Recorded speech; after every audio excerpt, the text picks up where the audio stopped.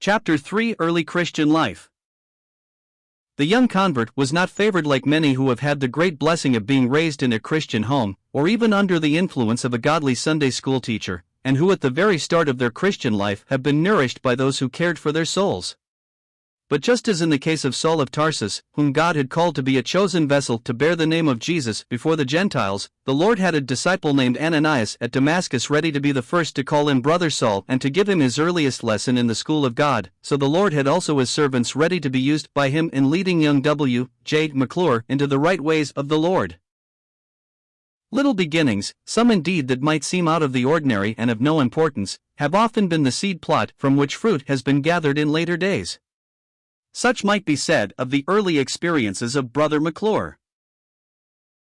During our visit to the British Isles together in 1927, one beautiful day early in June, as we motored along the road from Banbridge to Belfast, which was very familiar to him, the peaceful countryside, the fragrance of wildflowers all around, the cattle grazing in the fields, the songsters of the grove sending forth sweet melodies, all together made a very pleasing and attractive appearance.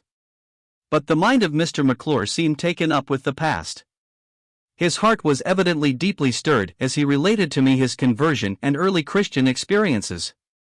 It was most interesting to hear him speak of these in his own graphic style, until I could almost see it all portrayed before me. His first experience of leaving home, which became such a factor in his Christian life, seemed especially before him that day, as certain localities and buildings along the way brought back memories of his first long walk along that very road over 50 years before.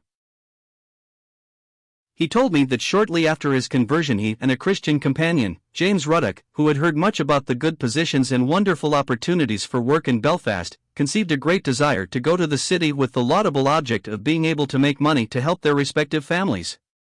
Neither had the courage to tell their parents what their intentions were, and so they decided to slip away and, after they had secured employment, write home and tell of their success. One early morning the venture began. Their store of money gathered for the occasion amounted to only a few shillings, but they were sure they had an ample supply. The journey that day was over 20 miles, yet the long walk meant nothing to these ambitious boys who had visions of great achievements. With no special incidents occurring along the way, not even a ride in a wagon with a friendly farmer, these two strangers arrived in the city in the evening.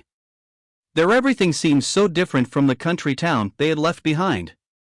Boys were calling out the evening papers, crowds of workmen were pouring from shipyards, foundries, and linen factories, scenes interesting to watch, for, of course, they expected soon themselves to join some of these crowds in the evening after their day's work was done. But the first great surprise in the big city for these boys was very startling.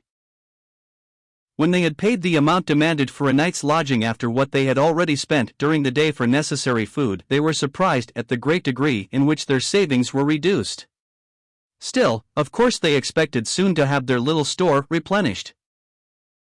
William had often heard his father speak of the great industrial plant called the Barber and Coons Foundry with its many employees, and so early the next morning the two boys presented themselves to the foreman and asked for work.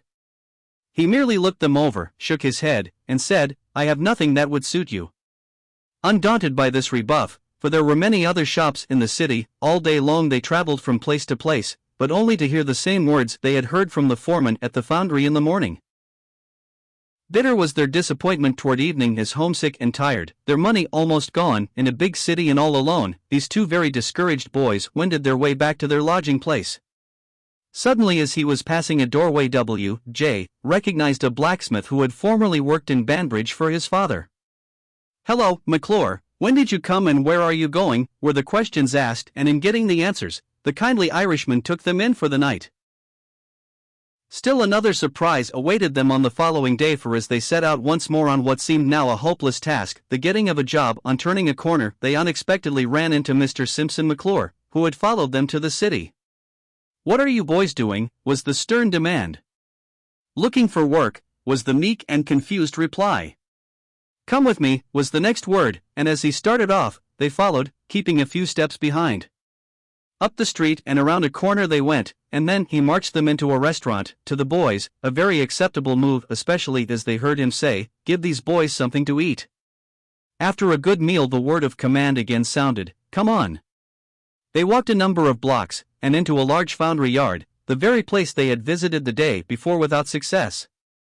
There the foreman who had turned them down greeted Mr. McClure, Sr. as an old friend, and soon he was asked, "Can you give these boys work?" "Surely," was the reply, "they can start at noon." Again his father led the way, and the next stop was at a boarding house. "Can you give these boys board and lodging?" was the question put to the landlady. "Yes, indeed, I have a room that will just suit them." He paid for a week in advance, gave the boys a little pocket money, and departed, leaving the day's job seekers with hopes revived by the wise dealings the father had shown them. Having now left the country town and his home associations behind, he was well satisfied with his employment, but being the eldest son in a large family, he felt his responsibility. Life seemed to assume a new aspect, and the outlook was very encouraging. In the foundry he worked at a machine and soon acquired skill in the mechanical end of the business. He continued in the employment of barber and cooms for a number of years.